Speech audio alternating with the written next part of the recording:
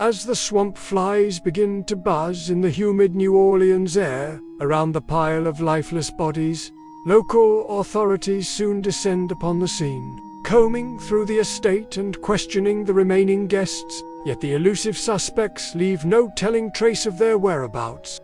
By dawn, a breakthrough emerges from an unexpected source. The sorrowful cemetery caretaker had a curious story. He regaled the officers with his hazy account. As he was drowning his despair among the headstones in the early morning hours before sunrise, he saw two men matching the description of the alleged killers striding boldly through the graveyard, laughing carelessly. They then vanished into an ornate stone tomb. In the midst of the small crowd gathered around the investigating officers, a silent cadre of clergy in dark attire silently nod to each other and slip away with knowing glances.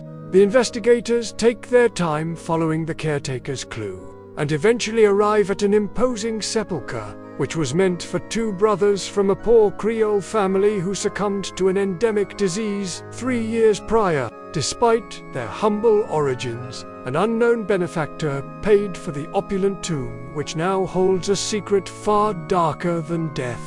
Lying on the earth beside the sepulchre is a startling clue: a single white mask. The investigators open the sarcophagi, and what they see inside is so gruesome it defies belief. They're lying as if in a deep, unsettling slumber are two remarkably fresh-faced young men dressed in frock coats with lace and cravats. At first glance, it appears as though they are sleeping peacefully, but closer inspection reveals a macabre truth. Wooden stakes impale their hearts.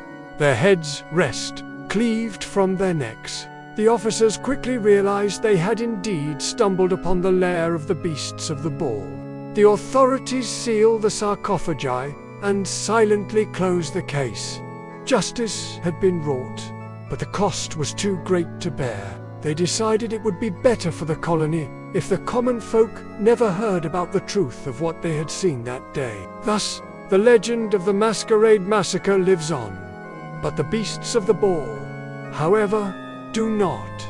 A fool and his immortality are soon parted. As for me, I myself knew these brothers before their first untimely demise, and I can tell you they were never the brightest in the bunch. In their hubris, it seems they bit off more than they could chew.